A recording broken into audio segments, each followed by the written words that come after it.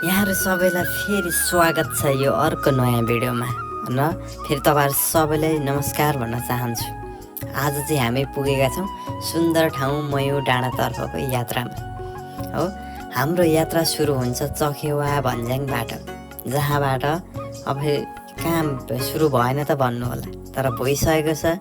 अगाडिको बाटोहरु गएर हेर्नु होला।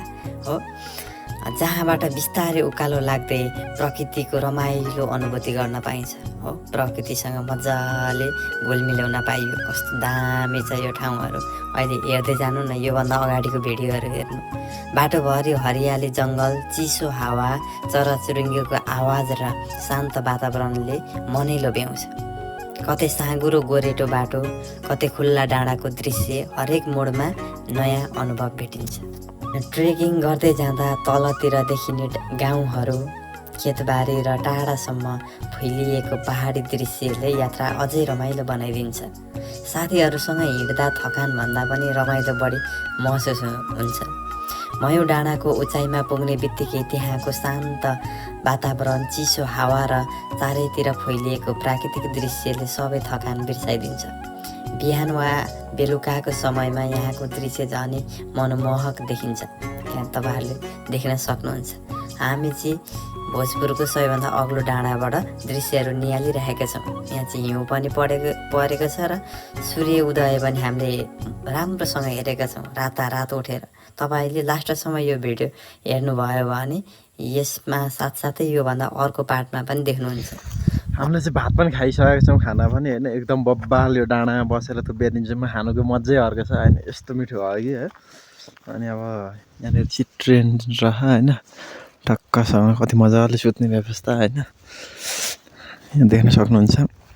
यो चाहिँ रुमहरू क्या, यहाँ सुत्ने, बेलुका बास बस्ने चाहिँ यस्तो दामी नेचुरल टाइपको हो। टक्कसँग यहाँ बाहिरबाट हेर्दाखेरि यस्तो लुक्स देखिन्छ च्यादर लगाएर। हो, यहाँ तपाईँलाई वाजाङसिल टोयलेट देख्न सक्नुहुन्छ। कति केटी खाना छ।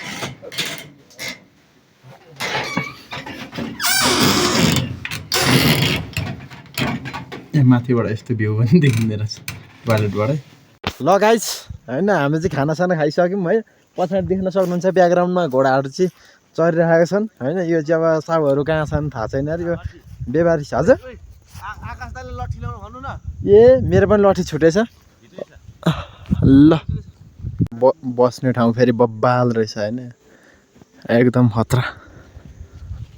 हेर्नु त गाइस कस्तो डाँडो रहेछ होइन। यो चाहिँ कस्तो खतरनाक छ है।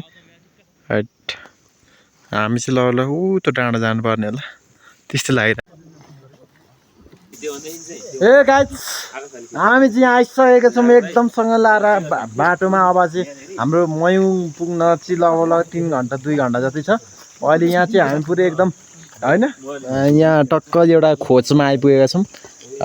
रुखै रुख भएको ओह्रालो। फेरि यहाँ चाहिँ फोटो खिच्ने कार्यक्रम हो। कस्तो अग्लो अग्लो रुखहरू रहेछ। हो, राम्रो। अब सिमसार जस्तो आयो हेर्नु त। हरियो त्यतिमा चाहिँ हरियो छ नि, हो त्यहाँ चाहिँ पानी छ। अरू ठाउँमा चाहिँ अब त्यो जति पनि यो रातो भइरहेको छ त्यो ठाउँमा चाहिँ पानी छैन। त्यति ठाउँमा चाहिँ पानी भएको कारणले त्यो हरियो छ। उता हेर्नु त फेरि कहीँ छैन रुख बिरुवा। त्यो त्यति चाहिँ ठाउँमा कति ठुल्ठुलो रुख छ क्या। यो प्रकृतिले पनि हरेक वरदान प्रकृति एउटा भनाइ छ नि, खोइ क्या अरे वरदानले बनाइदिएको यो प्रकृति है। खोइ के त्यस्तो के छ होइन। मैले चाहिँ अलि आएन। मलाई चाहिँ जे कुरा नि सुरु फेद आउँछ, टुप्पो आउँदैन, त्यस्तै हो। अर्थ ज्ञान छ। यो चाहिँ खत्तम हो, यो बानी चाहिँ खत्तम हो। यो सुधार्न चाहिँ अब बिस्तारै कोसिस गर्नुपर्छ। पानी यहाँ जम्मा भइरहेछ।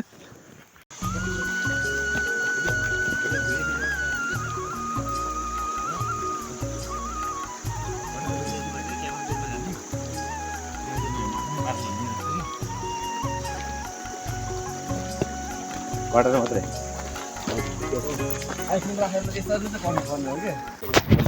हामी चाहिँ यो सानो तिनो एउटा खोलामा चाहिँ आइसकेका छौँ होइन। तपाईँले देख्न सक्नुहुन्छ यहाँ चाहिँ पुरै कल चिसो छ अरे। अहिले उहाँ हाम्रो राजभाइले चाहिँ के अरे मुख धोइसकेको छ। पानी खान सक्नुहुन्छ। यहाँको एकदम शुद्ध पानी छ। कलको पानी भन्दा बेस्ट। कलको यो त पुरै लेखाबाट हिमाल भनौँ न, पाहाडबाट आएको पानी हो। शुद्ध त हुनु भयो नि हाल अभियसली।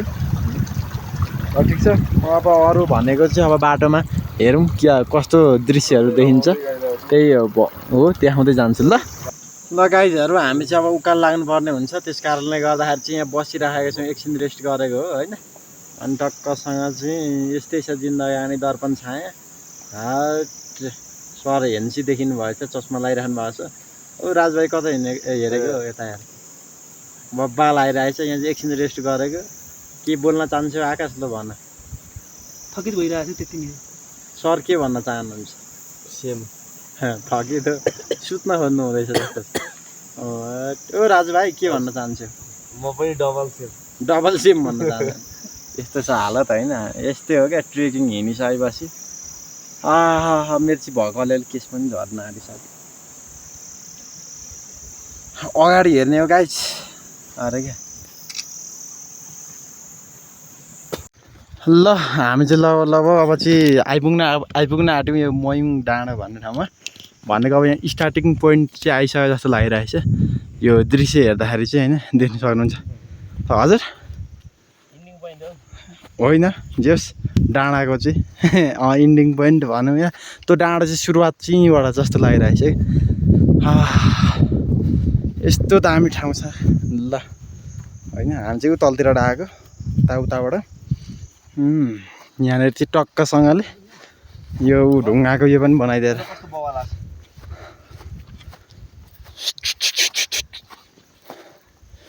फोटोग्राफ त्यहाँबाट फोटो राम्रो आउँथ्यो त्यहाँबाट खिच्छ त मेरो यता उकालो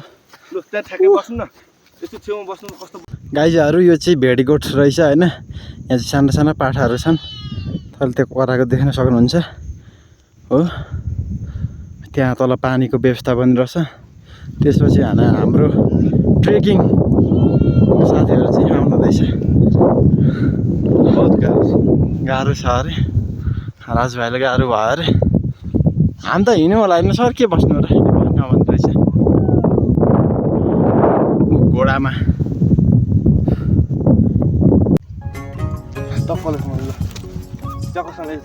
नाच्ने होइन मजा नआउनु होइन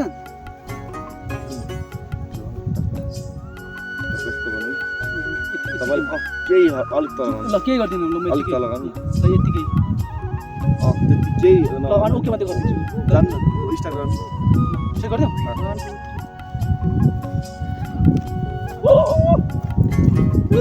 भाइ भएन यता फेरि कस्तो मजाले फिरेको ल यो चाहिँ हामी बब्बाल खतरा ठाउँमा आइपुगेको छौँ है जताततै हरियाली त्यता पनि डाँडा यता पनि काँडा डाँडा सुकुन हाम्रो सर त बब्बा जहीँ त्यहाँ डाँडा छ यत्तिको चाहिँ हुनु पऱ्यो क्या अब चाहिँ घुम्न आएको मजा हुन थाल्यो होइन माथि गाईबस्तु चरिरहेछन् वहाँ माथि गोठ छ हो अब यहाँ त झन् फुल फुल्ने अलिक सिजन होइन रहेछ यो फुल फुलेर यो त पुरै ढकम्मै हुन्छ है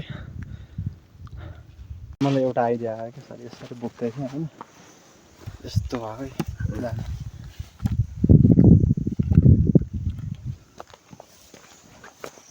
अब म आएँ अब यतिकै भिडियो हिँड्दा कस्तो बब्बाल आउँछ कस्तो आउँछ उकालो लाने